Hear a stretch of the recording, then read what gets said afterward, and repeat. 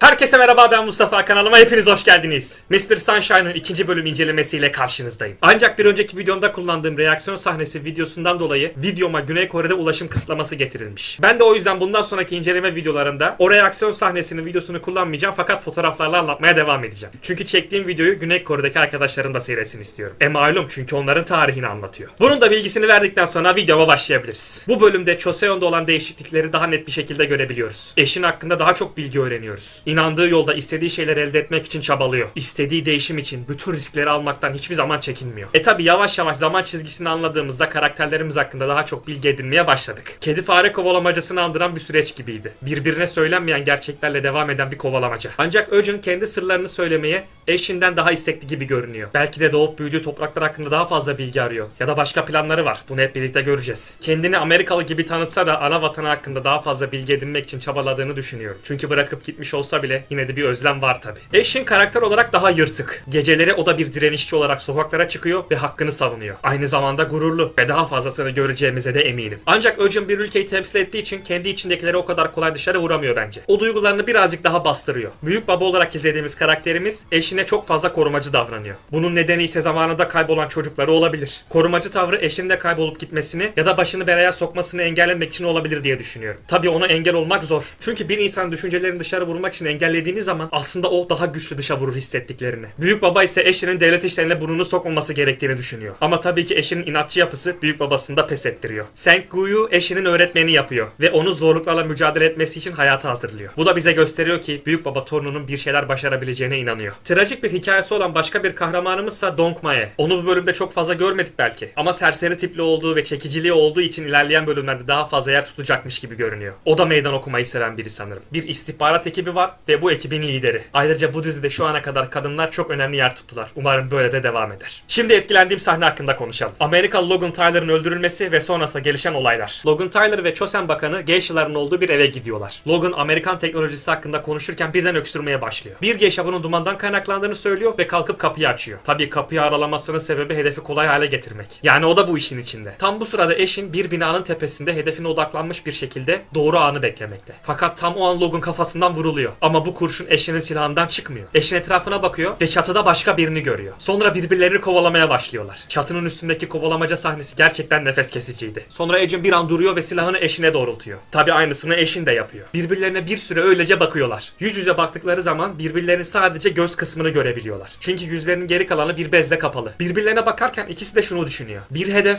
iki nişancı. Acaba o yoldaş olabilir mi? Onları yakalamaya çalışanların seslerini duyunca bir şey yapma ihtiyacı hissediyorlar. Ve ikisi de birden silahını indiriyor ve zıt yönlere doğru kaçmaya başlıyorlar. Sonra dizinin son sahnesine geliyoruz. Eugene bu yaşanan olayla ilgili herkesi sorguya çekiyor. Ve eşini de sorgulatmak için çağırtıyor tabii ki. Ancak bu sorgu göstermelik, tahmin edeceğiniz üzere. Çünkü zaten Logan'ı Eugene öldürdü. Eugene ve eşin odada bir an yalnız kalıyorlar. Eugene eşinin yanına gidiyor. Onun o gece orada gördüğünü ima eden bir şekilde konuşuyor. Hani o an sadece birbirlerinin gözlerini görebiliyorlardı ya. İşte Eugene elini şu şekilde yapıp sadece eşinin gözlerini görebiliyor. Onun gözlerine bakıyor ve diyor ki o gece orada birini gördüğüme eminim. Sonra eşin de aynısını yapıyor. Ve diyor ki eğer bu bir itirafsa o gece ben de orada birini görmüş olabilirim. Ve bölüm burada bitiyor. Bu son sahne de gerçekten çok etkileyiciydi. Bakalım diğer bölümlerde neler gelişecek. Ve en beğendiğim sahne hangisi olacak? Benden bu videolukta bu kadar. Umarım videomu beğenmişsinizdir. Hepinizi öpüyorum. Kendinize çok ama çok dikkat edin. Hoşça kalın. Bay bay. Ha, bu arada buradaki videolara tıklayarak buradakileri de seyredersen ve tam şuradan da kanalıma abone olursan aşırı derecede mutlu olurum ve sen bunu zaten biliyorsun.